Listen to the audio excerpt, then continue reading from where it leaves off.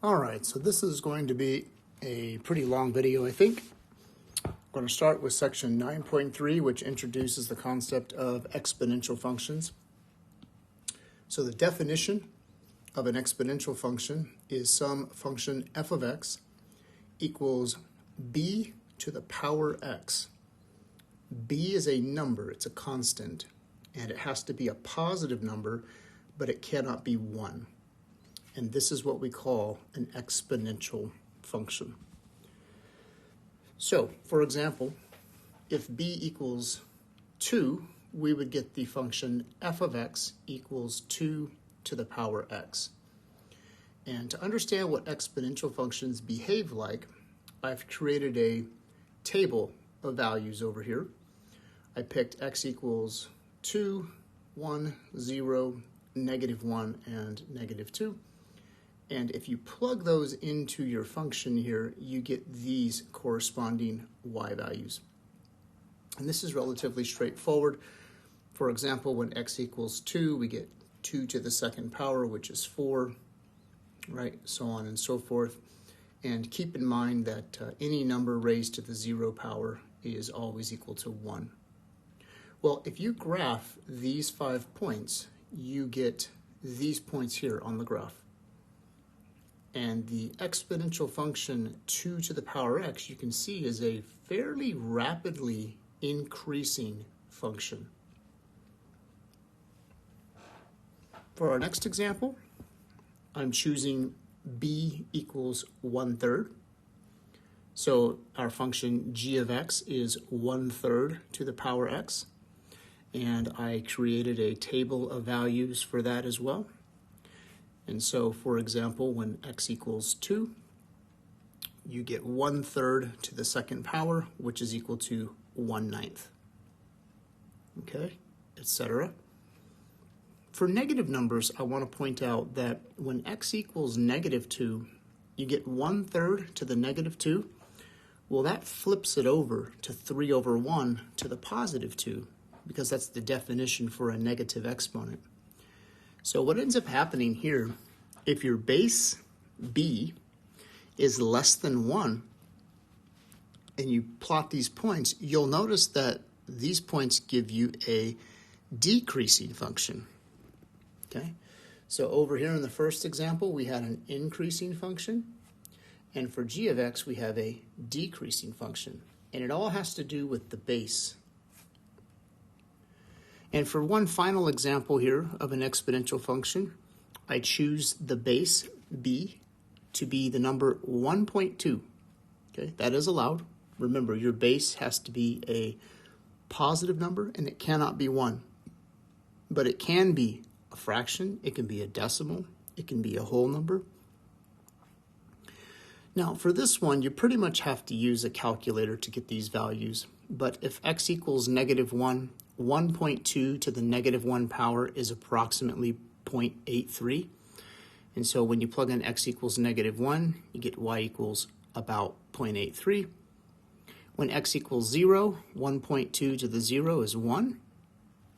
When x equals 1, 1.2 to the 1 is, of course, 1.2. And when x equals 2, you get 1.44. Now, you'll notice that this function is also increasing, just like this function is increasing.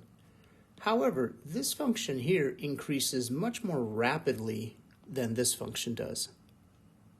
Okay, and that is because the base here is larger than the base here. All right, so those are some basic pictures of what an exponential function would look like. Let's talk about the domain and range. So for each of these examples, you should notice that the domain is all real numbers. You can plug in any value of x you want for any of these. However, the range is not all real numbers. You'll notice that no matter what, the graph here never goes below the x-axis. For all 3 examples, the graph never goes below the x-axis. So the range is only those numbers from 0 to infinity, or you could just say all positive numbers. Okay? So domain is all real numbers, range is only the positive numbers. Now let's talk about translations of graphs. We talked a little bit about this back in a previous chapter. I want to say it was chapter 2. Anyway, if we know what the function 2 to the x looks like, and we know what it looks like this function right here, then 2 to the x minus 3 will just be a vertical translation of that function. So what's going to happen here is it's going to move the function y equals 2 to the x down 3 units. That's what happens there. And so instead of having a horizontal line at y equals 0 that the graph does not cross, for this one we will have a horizontal line at y equals -3, which is this line right here. And then from there, the graph will look exactly the same as this graph, but it's just shifted down 3 units. And so it will look something like this. Okay, and again, this is just a basic picture, but the point is when you subtract 3 from a function, it just shifts the function down, right? If we had added 3 here, then it would have shifted the function up. And for our other example here, g of x equals 1/3 to the x minus 2. So 1/3 to the x minus 2 is actually going to look a lot like 1/3 to the x, which is this function here. But the x minus 2 in the power there is going to shift the graph 2 units to the right. Okay, so this is going to shift the graph of y equals 1/3 to the x to the right 2 units.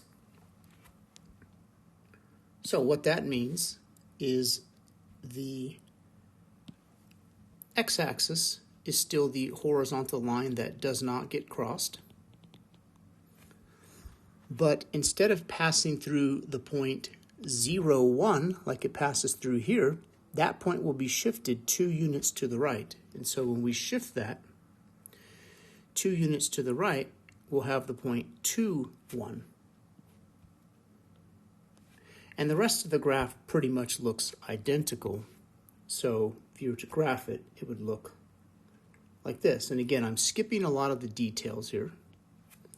The whole point of looking at translations is to be able to sketch the graph of a function without having to plug in a lot of numbers.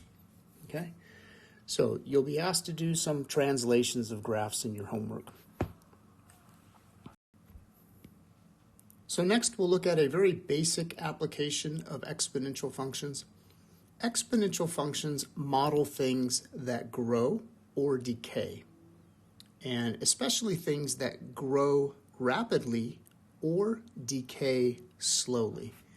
And so in this problem we have a colony of 500,000 bacteria, and it grows according to the function p of t equals 500,000 times 2.2 to the power t.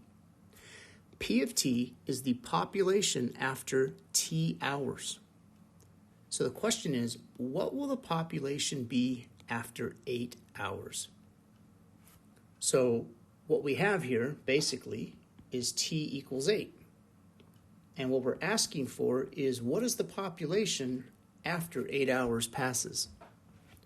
And so this is equal to, the function says 500,000 times 2.2 to the 8th power. Now, this is clearly a calculator problem, and you can enter this, how you enter this depends on the calculator that you use. But for many modern calculators, you enter it pretty much exactly like you see it. So you can just literally type the number 500,000, type the left parentheses, the number 2.2, the right parentheses, and then you have to raise it to the 8th power. And most calculators have an exponential key. If you do this, the number that we get here, rounding to the nearest whole number, is this.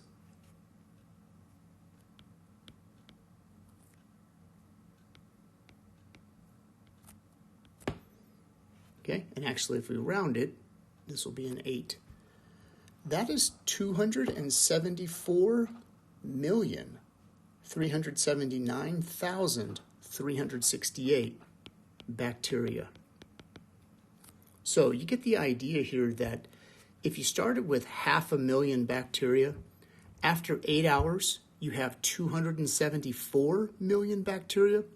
Bacteria is something that grows very, very rapidly, and that is why the exponential function is a good model for that type of growth. Another application of exponential functions is something called compound interest.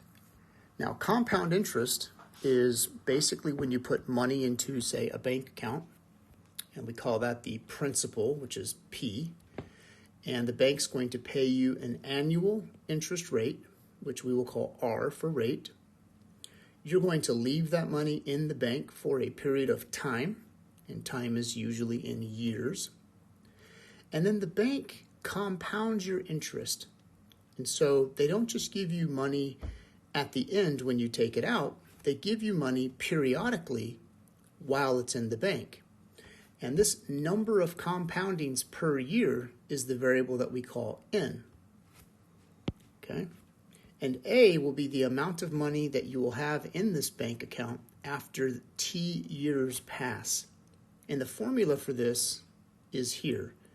It's A equals P, so that's principal, multiplied by the quantity 1 plus R divided by N, and then all of that is raised to the N multiplied by T power. And again, P is the principal, R is the interest rate, N is the number of compoundings, and T is the number of years. Now, the number of compoundings is the part that people usually don't understand right away. There are typically 3 different types of compoundings that banks will do. The most common, I would say, is monthly compounding. So what that means is that at the end of the month, the bank gives you a little bit of money for keeping your money in their bank. And so if they're paying you monthly compounding, you would get paid 12 times per year. Okay? And that's the most common, I think. The next most common is quarterly. Quarterly means you get paid every quarter of a year. So you get paid basically 4 times per year. And daily, which is the least common, means that you get paid a little tiny bit of interest every single day. And so you would get paid 365 times per year. So let's take an example. The question here is, what is the value of an initial deposit of $2,000 that earns 5% annual interest, compounds monthly, and grows for 6 years? So what we need to do is identify the values of P, R, N, and T. So in this problem, P is the principal. This is how much money we are putting into the bank, which is $2,000. R is the interest rate. Now the interest rate is 5%, but we cannot use that number. We have to change it to a decimal, so that's 0.05. N is the number of compoundings per year, and it is compounded monthly, so that automatically means 12 times per year. And it grows for an amount of time equal to 6 years. So how much money we will have will be given by this formula. And so we have the amount of money is equal to P, which is 2,000, multiplied by 1 plus R divided by N, so that's 0.05 divided by 12, raised to the power 12 times 6. Now, you can type this into most calculators straight away without much difficulty. One thing that I do kind of encourage you to do beforehand is multiply this exponent, because if you don't multiply it beforehand, you have to put parentheses around it, and sometimes people forget, and that causes problems. So 12 times 6 is 72. And now all we have to do is enter that into the calculator to get the value, which is 2,698.035488. But remember, this is money, and money gets rounded to the nearest cent. And so the value here is going to be $2,698.04. So this is a really useful formula. Moving on to section 9.4, we're going to look at logarithmic functions, or more simply, we call these logarithms. Or even more simple, we just call them logs for short. Okay, so the definition of a logarithm is y equals the logarithm base b of x means the same thing as b to the y power equals x. So a logarithmic equation is related to an exponential equation. And so the base b in your exponential, we know that has to be a positive number. We know it cannot be equal to 1. And so the same thing is true for this base b in your logarithmic function. Okay? So first of all, the way we say it is y is the logarithm base b of x. And usually we don't say the word logarithm. Usually we'll just say y is the log base b of x. Now, what does logarithm mean? Well, logarithm actually means exponent, literally. Let's look at these expressions up here. These are equivalent to each other, meaning they say exactly the same thing. Clearly in this equation, y is the exponent. B to the y power equals x. Well, this y over here is the same y as this. So when you say y is the logarithm base b of x, you are saying y is the exponent of b to get x. Let me give you a concrete example converting from one form to the other. So here we have a very simple exponential equation. 3 to the second power equals 9. We all know this is true. This focuses on what you get when you raise 3 to the second power. So when you raise 3 to the second power, you get 9. This equation says the exact same thing as this equation, but it says it differently. It says 2 is the exponent of 3 to get 9. See, this equation focuses on the exponent rather than what you get. So again, 2 is the exponent of 3 to get 9. So what's really useful here is you need to be able to go back and forth between these two equations. They say the same thing, but they say things a little bit differently. And one way to kind of help you remember this is to look at this little diagram here. Let's focus in on this one. If you want to convert a log equation to an exponential equation, start with the base, jump over to the other side, and then swing back around. So literally, this means the same thing as 3 to the second power is equal to 9. And that's a good way to remember how to convert from a log equation to an exponential equation. Let's take a look at some examples. So what I want to do here is write each of these in exponential form. Okay, so we have a log equation. This first example says 25 equals log base 5 of 2. How do we write that? And my apologies, I had to fix it. I wrote it down incorrectly. The correct equation is 2 equals log base 5 of 25. How do we write that in exponential notation? Well, what we do is we start with the base, which is 5. We're going to raise 5 to the second power, and when you do that, you get 25. Okay? And of course, we all know that this is true. Well, this says the same thing, just says it a little bit differently. The next example. How do we write this log equation in exponential form? Again, start at the base. This is saying that the base 3 to the negative 2 power is equal to 1 over 9. Okay? So we start here, we jump to the other side, and we swing back around. So this one is saying 3 to the negative 2 is equal to 1/9. And again, we all know that this is true as well.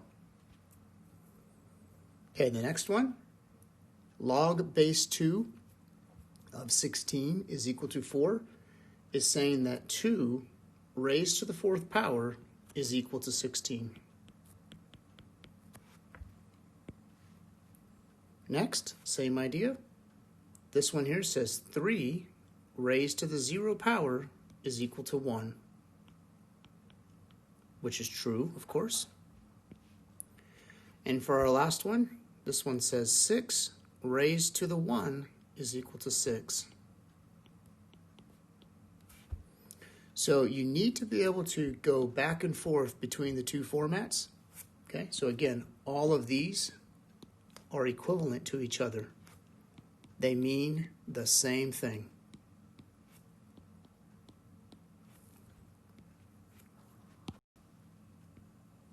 So in our next set of examples, we're going to do the opposite. We're going to take each one of these exponential equations and we're going to write it in logarithmic form. All right, so this is just going backwards. So what does this first one say? Well, again, start with the exponent here. So the exponent is 2, and that is equal to the logarithm base 6 of 36. Okay, and then you can check it by doing this thing. So this log equation says 6 to the 2nd power equals 36. For our second example, in log form, this says 0 equals the logarithm base 5 to get 1. Right? So 0 equals logarithm base 5 of 1. So 5 to the 0 equals 1. 5 to the 0 equals 1. Our next equation, to write this in log form, this would say 1 is the exponent of 7 to get 7.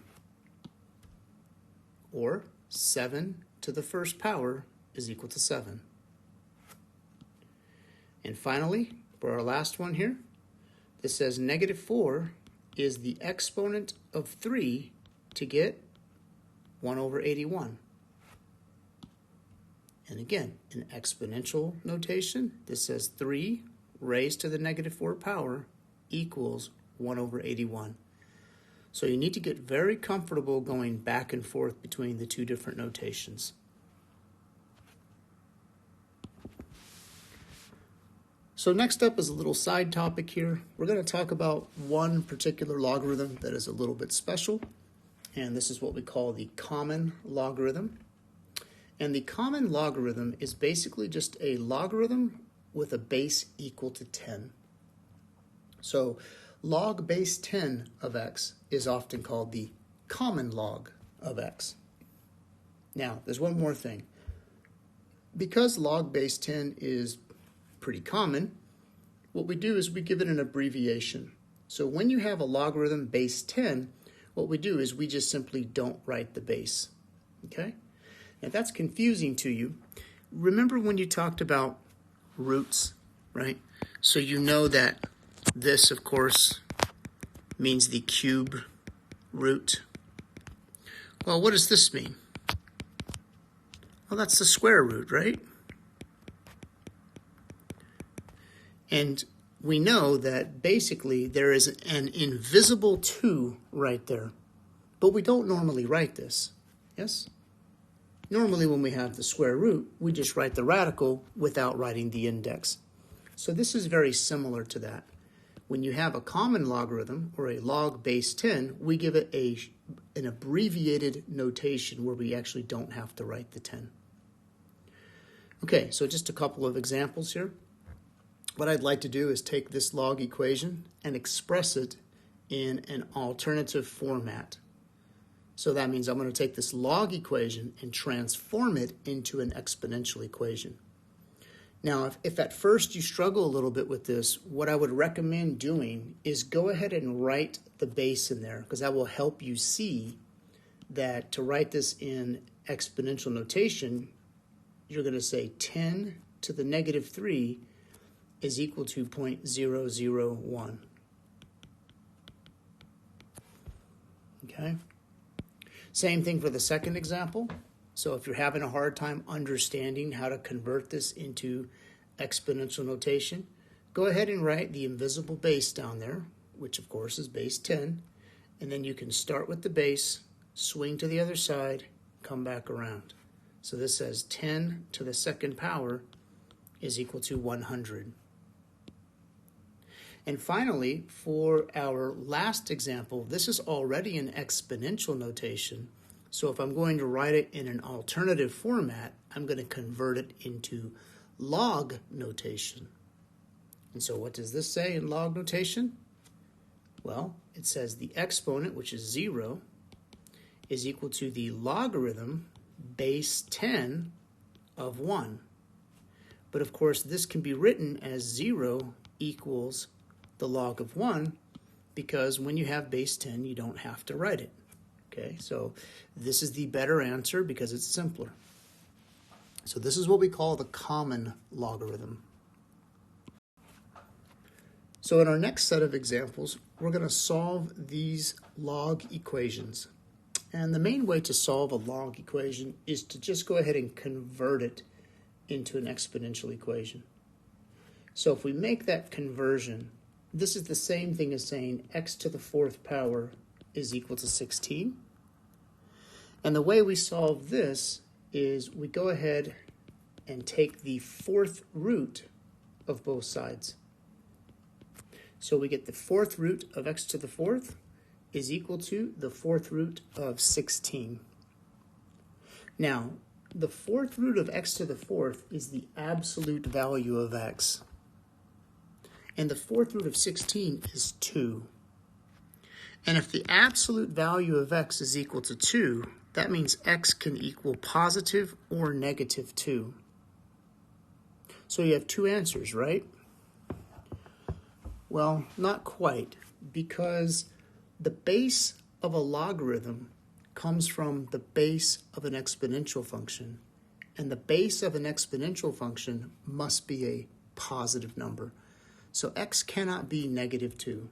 So in this case, x is just 2. Now in our next example, we have log base 6 of 36 is equal to x.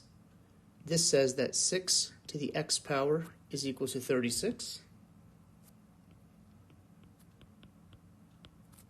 And to solve this one, we know that 36 is 6 to the 2nd power.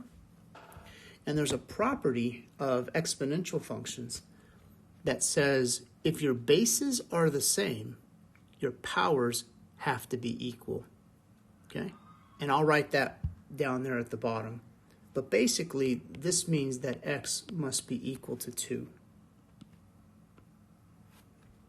All right? And so that property that I just quoted there says b to the x is equal to b to the y if and only if x is equal to y. So if you have the same base on both sides, the powers have to be equal. All right, and for our last equation here, to solve this one, I'm going to convert it into exponential notation. And so when you convert that, you're going to get 5 to the negative 3 is equal to x. And notice that this one is already solved for x. All we have to do is simplify 5 to the negative 3. So that means x is equal to 5 to the negative 3, which is 1 over 5 cubed, which is 1 over 125. Okay, and so this is our value for x. So the bottom line is we use the definition of a logarithm to solve these log equations. We simply convert them into exponential form and then use stuff that we already know. All right, so the next thing is we want to talk briefly about how to graph logarithmic functions. And so I give a simple example, y equals log base 3 of x. Well, what do we know about this? We know that this is equivalent to 3 to the y power is equal to x. Now, notice that this equation is the inverse of this equation. Because how do you get an inverse? You switch x and y. So what that means is the inverse of the function y equals log base 3 of x is actually y equals 3 to the power x. Now, why do I bring that up? Well, because we already know how to graph this function. This is relatively simple. Here are the values that we get here, right? Verify these. So for example, if x equals 2, 3 to the second power is 9. If x equals negative 1, 3 to the negative 1 is 1/3, right? So we can graph this rather easily. But we're not talking about graphing this. We want to graph the log function. Well, here's the deal. If this function is the inverse of this one, then these x's and y's here would simply get reversed over here. So what that means is instead of having the point x equals negative 2, y equals 1/9, you would have x is equal to 1/9 and y is equal to negative 2. And the same thing goes for the next point, and the next one, and the next one, and the next one. And so we can graph this now by simply plotting these 5 points. And here is what that looks like. Now let's verify. X equals 9, y equals 2. Well, x equals 9, y equals 2. It's right there.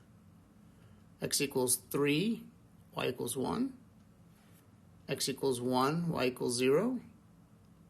X equals 1/3, y equals negative 1. And finally, x equals 1/9, y equals negative 2. So I can actually show you that these points here are the points that we have in our table. So for log functions, they always have this shape. And what you should notice here is the domain of this function is only positive numbers, and the range of this function is all real numbers. All right, our final section in this lecture video is 9.5. 9.5 looks at a very special type of exponential and logarithmic function called the base E exponential and log functions. And this base E is a number. And I want to talk a little bit about where this number comes from. Don't worry about all this stuff here. You're not going to be required to know this, but I want to show you. If you think about the expression 1 plus 1 over n to the nth power, let's look at what happens to that expression if we plug in larger and larger values of n. So for example, if n equals 1, we get 1 plus 1 over 1 to the 1. This is 2 to the first power, which is 2. So that one we can do without a calculator. Let's jump to n equals 10. If n equals 10 and you plug in 10 here and here, you get this expression. This requires a calculator. This is basically 1.1 to the 10th power. And if you do this, you get this number, 2.59374246, and it goes on forever. Well, if n equals 100, you get this expression. And this would be the same thing as 1.01 raised to the 100th power, which is this decimal, 2.704813829. So what you should notice is that when you plug in larger values of n, this number isn't getting much bigger. If you plug in n equals 1 million, you get 1 plus 1 over a million raised to the millionth power. And if you plug this in on a calculator, you end up getting this number, 2.718280469.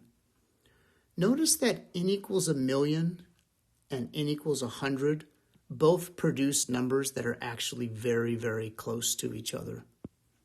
So what's happening here is as n gets larger, this expression is approaching some particular number. And so if you let n go all the way to infinity, this expression approaches the number that we call e. And that number is 2.71828, etc. And again, this is an infinite decimal. And if you want to approximate e to 2 decimal places, we can say e is about 2.72.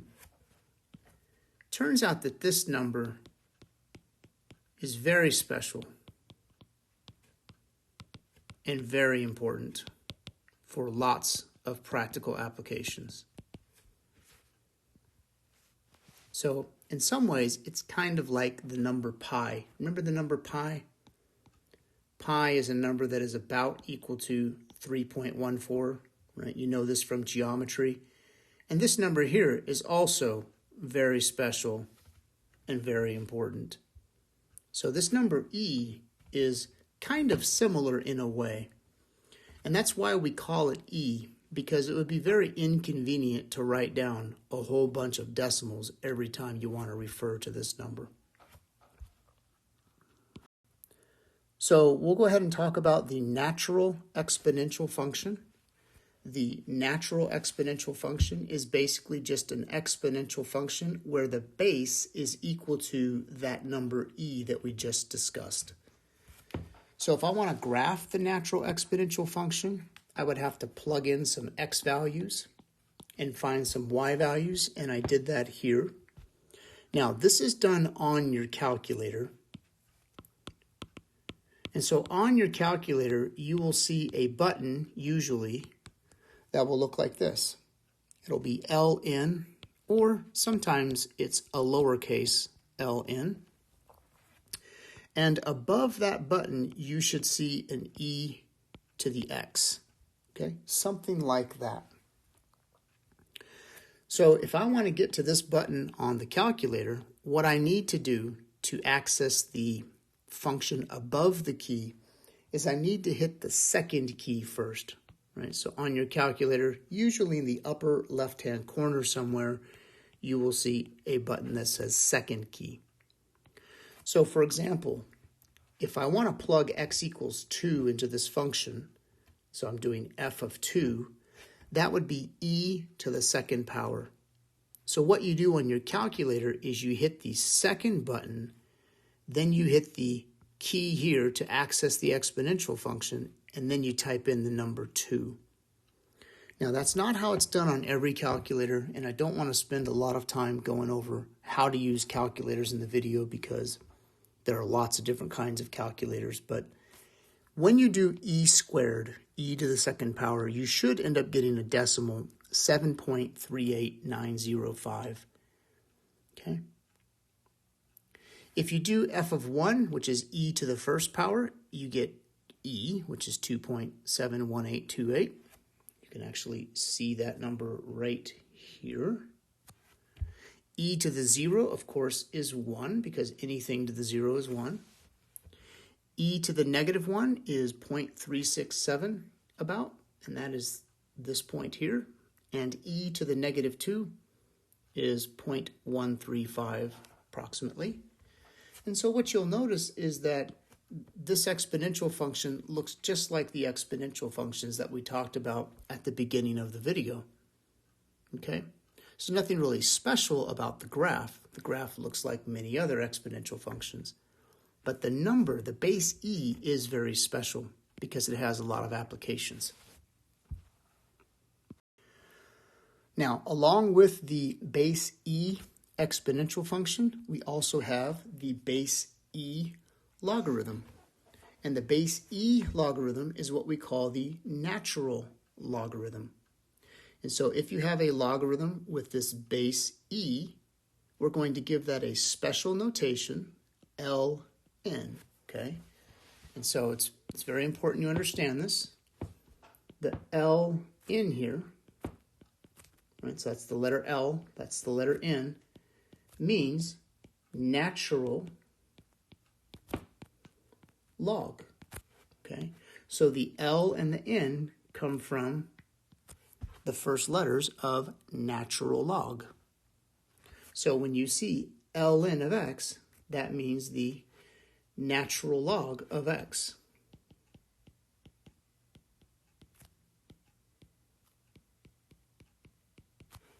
All right? Now, the reason this is important is because the natural log is the inverse function to the natural exponential function. I'll say that again, that's really important. The natural log function is the inverse of the exponential function, the natural exponential function, all right? So what that means is that y equals e to the x and y equals the natural log of x, these are inverses of each other. And we'll speak more about that in some future sections. But for right now, you need to be able to do simple things. Like, what if I asked you to tell me what is the natural log of 8? Right? So again, the base here is e. So this is asking, what is the power of e to get 8? That is not something that you're going to know how to do in your head. So when we're asked to compute a natural log of a number, we're going to use a calculator to do this. And it's really simple. Again, on your calculator, you have a button, as I talked about just a few minutes ago, that looks like this, Ln. And this is the natural log button. And so if you want to take the natural log of 8, you simply hit this button, you hit the number 8, you hit equals, and you'll get the result. Okay, so if you have your calculator with you right now, go ahead and give that a try. Now the natural log of 8 is a really long decimal, so we're going to approximate it to 4 decimal places. So let me go ahead and give you the full version here. So the natural log of 8 is 2.079441542, and again, this goes on forever. But we typically round this to 4 decimal places. Again, this is typical, not always. And if you do that, you get 2.0794. So this is the approximate value of the natural log of 8. So go ahead and take the natural log of 1/2, plug it into your calculator, and you can do it 2 ways. You can put natural log of 1 divided by 2, or you could just say natural log of 0.5. But either way, when you type that in, you should get negative 0.6931471,806. And if we round this to 4 decimal places, we would say this is approximately negative 0.6931.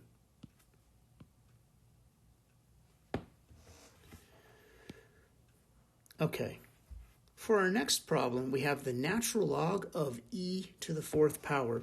This one's kind of special. You can type it into the calculator, but it's actually not necessary. Think about what the natural log of e to the fourth power means. It means you are taking the log base e of e to the fourth power, and we're trying to figure out what is this equal to. Now, think about what a logarithm means. The definition of a logarithm is if you take this base, which is e, and you raise it to that power, which we don't know, you're supposed to get this number, which is e to the fourth. So this is literally saying e to the what power would be equal to e to the fourth? Clearly 4, right? The question mark here has to be 4 for these to be equal to each other. So this is an example where you can actually figure this out without using a calculator. But again, if you want to use a calculator and just plug it in, you can do that, and your calculator will tell you 4. In our final example here, we would like to solve for x if the natural log of x is equal to the number 2.573. How do we find x here? Because see, you got this natural log in front of the x. Well, again, what you do is you remember the definition of a logarithm. So natural log means log base e of x equals 2.573. And then the definition of a logarithm says e to that power will be equal to x. So e to the 2.573 power will be equal to x. And so all you have to do now is plug that number into your calculator. So e to the power 2.573, and I transpose my digits here. Let me fix that. So e to the 2.573 power is equal to, this is 13.1051. That is the approximate value when you round to 4 decimal places. All right, just one more thing. One final application here. If you are looking at something that is growing continuously, so we're talking about some kind of a continuous exponential growth model. So something that grows continuously would be populations, right? Populations don't grow once every month or once every year. They're continually growing, okay? Even some forms of money grow sort of continuously. Think of like the stock market or something like that, for example. If you're talking about something that is experiencing continuous exponential growth, you can model that growth by using the formula A equals P times E to the RT power. Now, what are these variables representing? Well, P would be the initial value. So that might be an initial population. It might be an initial amount of money.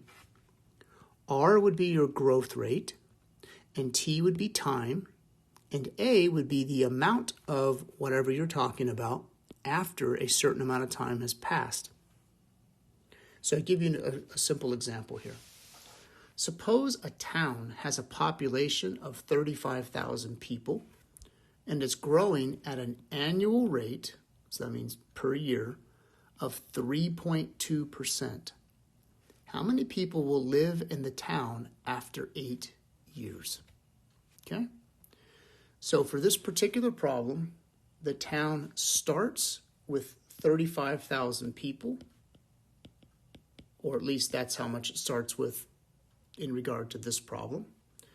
The growth rate is 3.2%, which we have to rewrite as 0.032. And we want to know how many people will be in the town in 8 years. So to do this, we simply take our formula, A equals P E to the RT, and we plug in the numbers.